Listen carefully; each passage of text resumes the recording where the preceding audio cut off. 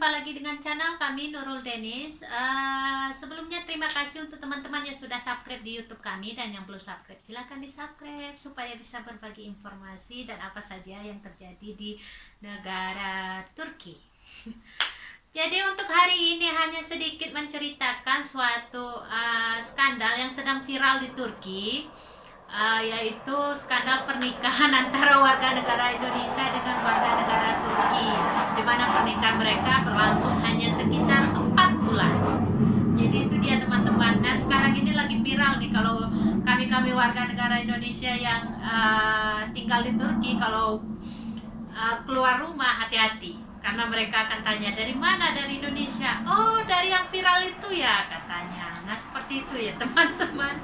Jadi seperti apa sebenarnya cerita mereka ini saya ambil dari pengakuan si suami. Jadi kalau misalnya bisa bahasa Turki atau mengerti bahasa Turki, sebenarnya ini menarik untuk dijadikan pelajaran untuk mereka yang terlalu terobsesi dengan pria Turki ya. Jadi seperti apa ceritanya? Nah kira-kira ini dia. Ini bapak ini, lihat di samping saya ini. Jadi nama bapak ini kita kasih inisialnya saja, namanya Akka ya, dari Pamukkale Turki. Jadi kemarin ada di televisi Turki. Nah ini dia cuplikannya. Kayıplara karıştı. Geleceğim dedi gitti. Gelmedi. Manevi olarak hayal kırıklığı var. Kendisini sevmiştim ama maalesef böyle olunca tabii ki üzüldüm yani. Temizlik görevlisi 44 yaşındaki Ahmet Kara 3 yıl önce kalbini sosyal medyadan tanıştı. Endonezyalı Nel Mawati'ye kaptırdı. 30 bin lira kredi çekip Endonezya'ya gitti. Google Translate'la birbiriyle iletişimi öyle kuruldu. Nah itu dia cuplikannya, pengakuan dari si bapak ini ya, bapak si Aka ini.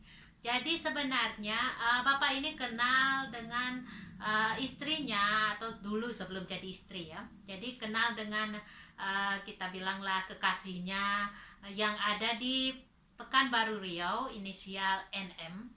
Jadi mereka itu kenal melalui media sosial, kemudian komunikasi melalui Google Translate atau Google Terjemahan. Jadi sebenarnya ini hati-hati sekali di dalam Google Terjemahan itu. Kalau bahasa sehari-hari memang benar, tapi kalau bahasa yang terlalu rinci itu bisa tidak sesuai, artinya masih banyak kesalahan. Nah, mereka kenal selama 9 bulan. Jadi terus komunikasi melalui Google Translate. Nah setelah 9 bulan mereka sepakat untuk menikah. Kemudian si suami ini pun langsung mengurus paspor. Kemudian tidak sungkan-sungkan lagi ambil kredit di bank sebesar 30.000 lira ya. Jadi kalau tahun 2019 30.000 lira itu sebesar 75 juta rupiah. Nah waktu itu, kalau sekarang harga lira turun ya, nggak sesampai segitu, paling-paling kalau sekarang 57 jutaan lah. Jadi dengan nekatnya bapak ini langsung mengurus paspor, kemudian paspor pun keluar, kemudian langsung terbang ke Indonesia. Nah bertemulah dengan si ibu ini, lalu mereka nikah ya, nikah di sana. Nah ini dia fotonya di samping saya ini, sepertinya ini pakaian adat dari Pekanbaru ya. Jadi mereka nikah di sana. Setelah nikah pada bulan April 2019 mereka kembali ke Turki dengan membawa si suami ini pun langsung membawa si istrinya ya. Jadi sampai di Turki mereka pesta. Kemudian juga mereka juga tidak lupa nikah resmi di Turki ya. Setelah nikah mereka langsung pesta. Nah ini dia foto pestanya. Ini foto ketika harinya ya. Jadi pesta, setelah pesta selesai, nah ini juga sempat viral di televisi Indonesia karena ini kan seperti cinta yang unik ya. Kedua orang ini tidak bisa berkomunikasi secara lisan karena kendala bahasa. Si istri tidak bisa bahasa Indonesia dan si suami juga tidak bisa bahasa Indonesia, si istri tidak bisa bahasa Turki dan si suami tidak bisa bahasa Indonesia. Ada yang salah. Jadi mereka hanya menggunakan Google Translate. Jadi sekarang sebenarnya Google Translate itu enak ya, tinggal bilang saja aku cinta kamu, langsung keluar dia dalam bentuk bahasa Turki, seni seviyorum ya. Jadi seperti itu teman-teman.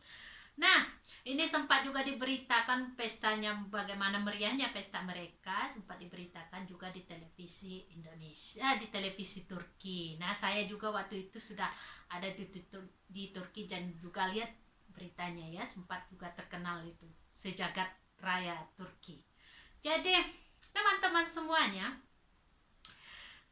setelah bulan April selesai pesta, nah maka tiba pada bulan April, Mei, Juni, Juli ya. Pada bulan Juli si istri ini minta mudik atau pulang kampung, katanya si anaknya kecelakaan. Jadi si istri ini janda menurutnya ya. Jadi karena punya anak dia. Nah pas apa ini si suami ini pinjam lagi uang ke temannya sebesar 5.000 lira.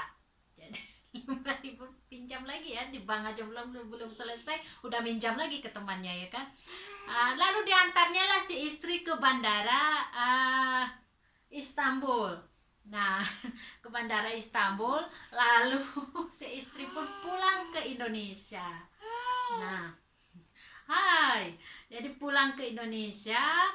Jadi pada bulan Juli, kemudian Juli, Agustus, September si istri tidak ada komunikasi lagi. Jadi semuanya diblokir. Jadi suami nomor teleponnya, FB-nya pun tidak ada lagi, semuanya diblokir oleh si istri. Nah, jadi sampai sekarang si suaminya ini belum bisa nikah lagi, karena kenapa? Belum cerai. Nah, ini dia. Jadi pertama viral itu sekitar tanggal 28 September kemarin ya. Nah seperti itu ceritanya teman-teman. Skandal pernikahan mereka. Yang disayangkan sekarang ini suami ini sudah tunangan, tapi tidak bisa nikah resmi, karena tahu kan kalau di Turki itu cuma boleh nikah resmi sekali. Jadi tidak ada istilah dalam Turki itu suami poligami. Di sini tidak bisa. Ada yang banyak istri tapi itu cuma nikah siri saja, karena yang dibenarkan oleh negara itu cuma nikah resmi sekali. Jadi ya. Jadi hati-hati sekali untuk Anda yang sedang LDRan dengan warga negara Turki. Nah, saran saya itu telitilah lebih dahulu. Jadi langsung saja tanyakan berapa penghasilannya, dia kerjanya apa, bagaimana pemahaman agamanya, karena itu penting. Menikah tidak bisa cuman cuman 1 hari ya. Jadi menikah dengan warga negara Indonesia itu kita bukan hanya membawa nama keluarga, tapi juga membawa nama negara. Jadi bayangkan kan, gara-gara kita negara bisa terkenal karena ulah. Jadi sebenarnya kalau ulahnya baik, negara terkenal tidak masalah, tapi kalau tidak baik ini kan perlu dipertanyakan kembali. Jadi itu saja teman-teman, hati-hati untuk Anda yang sering diingatkan di grup-grup Facebook itu ya, karena memang ini kejadian seperti ini bukan hanya satu tapi banyak. Jadi kami yang warga Indonesia yang ada di Turki ini sudah sering mengingatkan, malah setelah diingatkan langsung diblokir teman-teman. Ini kan lucu kan, diingatkan tapi tidak masuk. Nah seperti itu. Jadi ketika diingatkan tapi mereka tidak terima, ini rasanya lucu sekali. Nah kalau misalnya mereka pernah kesini sih tidak masalah. Jadi itu saja cerita singkat dari kami. Kami akhiri. Assalamualaikum warahmatullahi wabarakatuh. Bye bye adik. Bye bye.